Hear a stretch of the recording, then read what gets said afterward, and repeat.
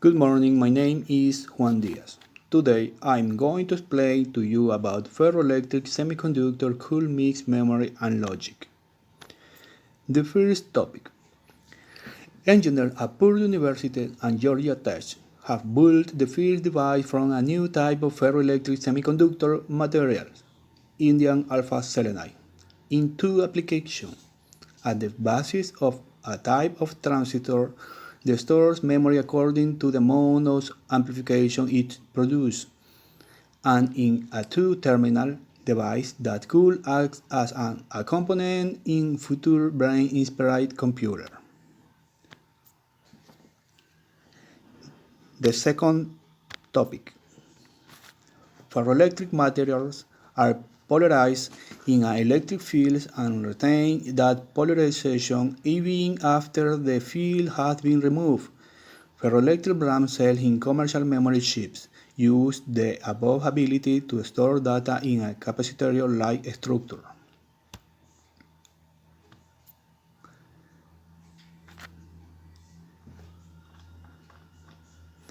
Now, let's see a video about FARM.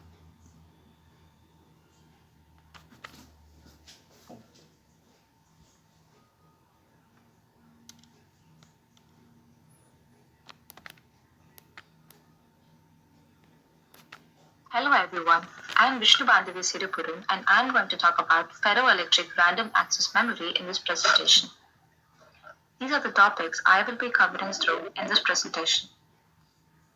Ferroelectric RAM is nothing but a random access memory which has a ferroelectric capacitor in its circuit and its hysteresis to achieve non-volatility. It is also widely known as FRAM or FERAM. This FRAM is very similar to DRAM in construction, and in functionality, it is similar to flash RAM. Let me talk a bit about FRAM's history. FRAMs were initially proposed by MIT graduate Dudley Allen Buck as a part of his master's thesis back in 1952. Much of FRAM technology was developed by Ramtron, a fabless semiconductor company, and Fujitsu. Fujitsu has a very large production line for FRAM. Using this line, Fujitsu has been producing standalone FRAMs and specialized chips with embedded FRAMs. Ramtron and Fujitsu have been working together until 2001. Later on, Ramtron collaborated with Texas Instruments and IBM to develop FRAM test chips in a 180 nanometer process. Many research projects were also done during this period. Structure of FRAM. This is the basic structure of an FRAM.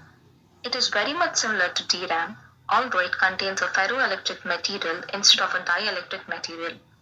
As shown in the figure, FRAM consists of a word line, a bit line, transistor, and a ferroelectric capacitor to perform various operations like read, write, and store.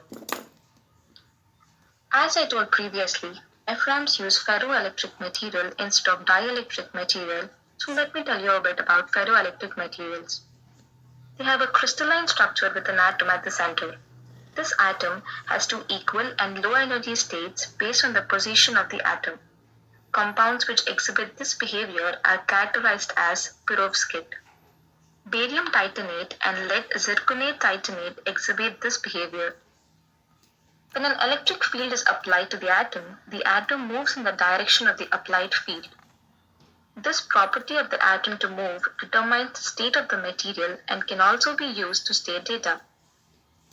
Up polarization state and down polarization state are the two states defined. Because there is an energy required within the transistors, there is a hysteresis loop over which the ferroelectric material operates. It should be noted that the ferroelectric crystals do not contain any ferrous material. They gain their name from the similarity of the curve of charge plotted as a function of voltage to the familiar pH curve of a magnetic material. In fact, ferroelectric materials are switched only by electric fields and they are not affected by magnetic fields. Circles with arrows represent the polarization state of the material at the indicated fields. The actual loop is measured in the 1-1-1 orientation. The two states in a ferroelectric material can be used in a capacitor to create two states for a memory cell. The key to the operation of the FRAM is that the capacitance of a ferroelectric capacitor is variable. If the capacitor is not switched, when an electric field is applied, that is, when no change in polarization, then it behaves in the normal linear fashion. However, if it is switched, then an additional charge is induced and this must have resulted from an increase in capacitance. To enable this effect, an active element FET is used. To enable the individual cell access, a word line, a bit line is used in an FRAM memory cell. FRAM read cycle. The read operation of an FRAM memory requires a number of stages. It is very similar to that used within dynamic RAM DRAM. The bitline voltage is simply compared to a reference. This reference is set between two levels, that is, above the unswitched and below the switch voltages. The sense amplifier then acts as a comparator, amplifying the difference to give either logic 1 or logic 0. To look at the sequence more closely, the cell will initially be in its inactive state where the bit line is low and the word line is low as shown in figure A. It then processes through the memory access sequence.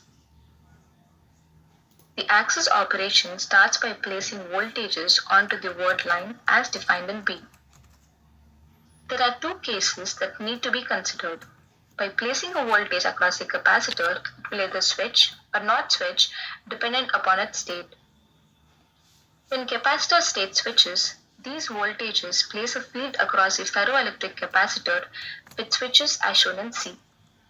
This switching process induces a change which is shared with bit line capacitance represented by C bit and the switched ferroelectric capacitor CS. There is also a small capacitance resulting from the transistor and other interconnection parasitics, but the effect is generally small. The resulting voltage on the bit line is therefore proportional to the ratio of capacitances. Hence, the voltage on the bit line is CS divided by the product of C bit and VDD. When there is no switching of capacitor state, then there is no additional charge induced. It can be seen that the data within the cell can be changed in the read operation. That is, reading an FRAM is a destructive process. It therefore requires the cell to be rewritten if it was changed. The FRAM memory operation is designed so that the charge induced in the switched capacitor is at least twice the charge available from the unswitched capacitor. This means that the switched capacitance must be at least twice the unswitched capacitance. It then follows the bitline voltage, but the switched case will be at least twice that of the unswitched case. This voltage can be sensed using sense amplifiers similar to those used in DRAMs. Also, like DRAMs, FRAMs have a cycle time. This means that the time between the successive random accesses is equal to the time and not just the access time.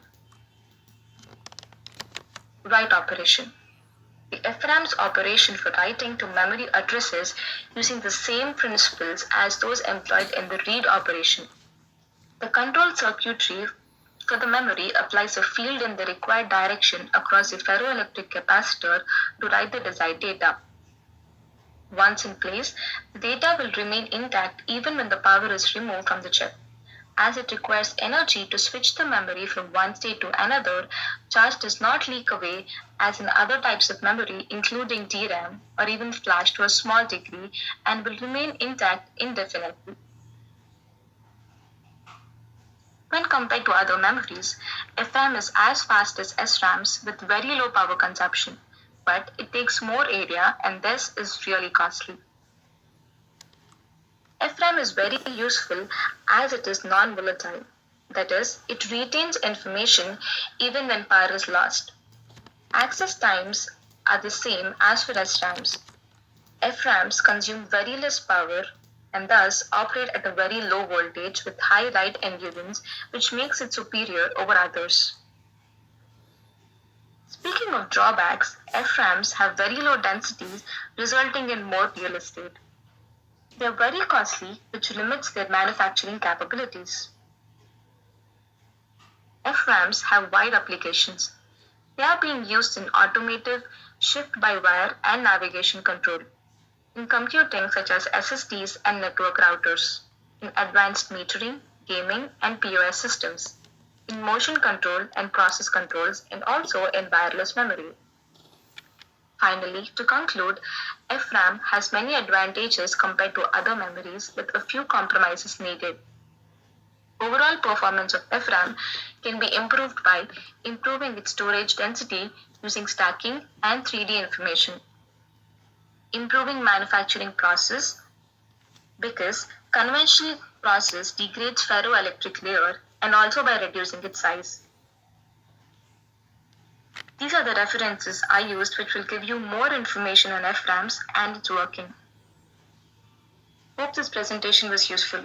Thank you.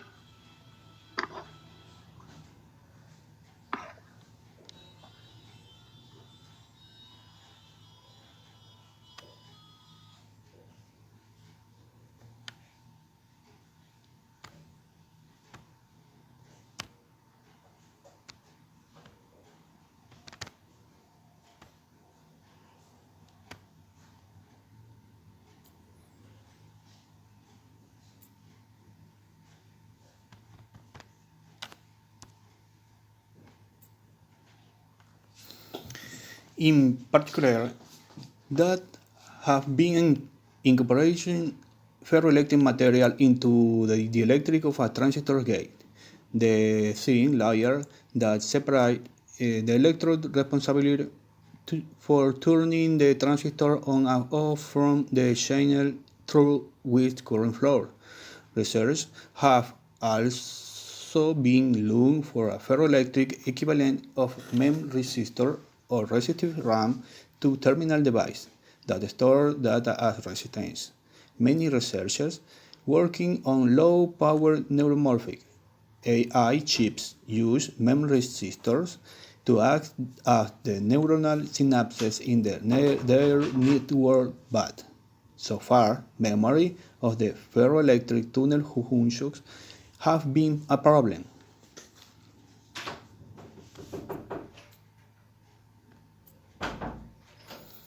The fourth topic. The next goal of the research is to demonstrate the ability to scale the device, along with characterizing how quickly the device can change. Later, it will look for application for FSJ on neuromorphic chip, where researchers have been testing a variety of the new device in search of the perfect artificial neurosynapses. Thank you for your attention.